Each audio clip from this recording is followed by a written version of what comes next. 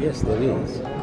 There is the need to establish a new identity, but it's certainly not a secret identity as it appears to be at the moment.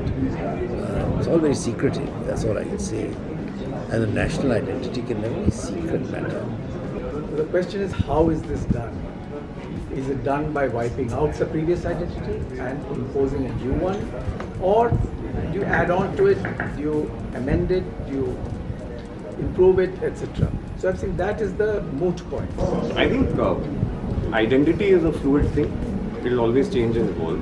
But I think the better question to ask is whether new identity necessarily stands on top of rejected identities, or whether it builds on the idea of layers in identity. I believe it's identity of a nation which is growing the way we are will evolve, and I wouldn't call it per se a new identity. It will be identity of a new India, not a new identity of India.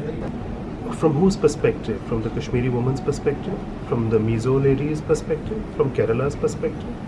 From a Dalit perspective? From a Muslim perspective? Which is going to be the nature of the identity that we are going to privilege and going to represent? Let's see the blueprint of how this identity is being defined. Talk about it from an environmental perspectives. We are trying to define a path, or we should be trying to define a path where our growth and our better quality of life is achieved at a lower cost to environment, at a better efficiency. So that does, from that perspective, require a redefinition of what development and what progress and what the new identity should be. I think one needs to be a little more measured in this excitement to propose, right? That's the fundamental point that I feel is important. That I think it's important for you to understand, assess, identify need, and then proceed in a calm, collected sort of way.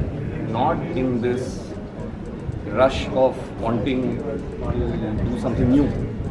Newness doesn't necessarily mean, like, I guess for architects, something new is always by default better. But as people who live in this world, we know that's not always true. So when there is something of really high value in place and your intention is to replace it, then I would imagine you'll do it with a lot more care and a lot more, I guess, empathy to process than kind of saying that, you know, nothing works, so everything has to go up. We are not anyone without a past, but again, it's misunderstood. It's not to conserve the past as a relic. We want to conserve it as a living, evolving, transforming past.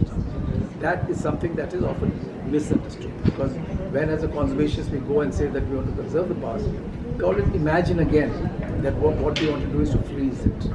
It's not a question of freezing, because things have to change, circumstances are different, needs are different, and it will reflect but the maturity and, shall we say, the narrative begins when you begin to look at that in a very, shall we say, more civilizational way, rather than from a very personal and very independent and individual way. So I think we're quite used to dealing with the past actually. So I don't see that as a problem. Look, considering we are facing climate change, considering the future is not really golden, it would make logical sense to not repeat mistakes from the past, or to not start from a clean slate. I don't think we can afford in any way you want to define afford. I don't think we can. So for me, it's a simple question of whether it's a sensible idea to go about it in this way.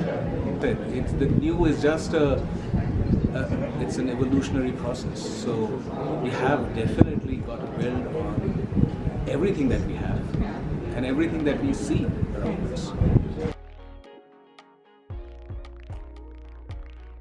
A certain demographic of the urban bourgeois no longer goes to enjoy themselves in the park there in the evenings.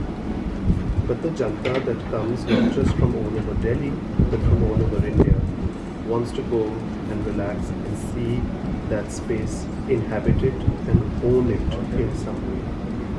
It is a space where families converge and end up owning that. It is a place where people go for their nightly ice creams.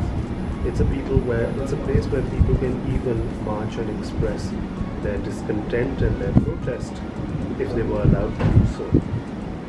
All of that goes into owning a public space and making it yours.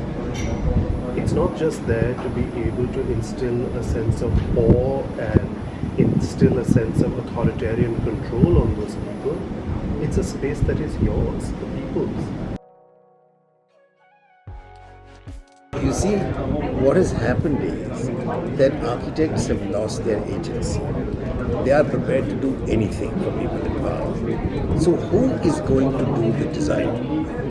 And I think it has to be citizens, because it is not any more professionals who are calling shots in major public projects.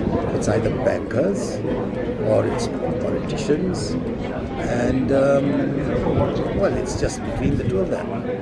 And architects are just kowtowing to what these people are saying, which I think is a frightful state of affairs and has to be corrected. The only voice today which is legitimate is that of the citizen. And unless citizens get up and act, we are doomed.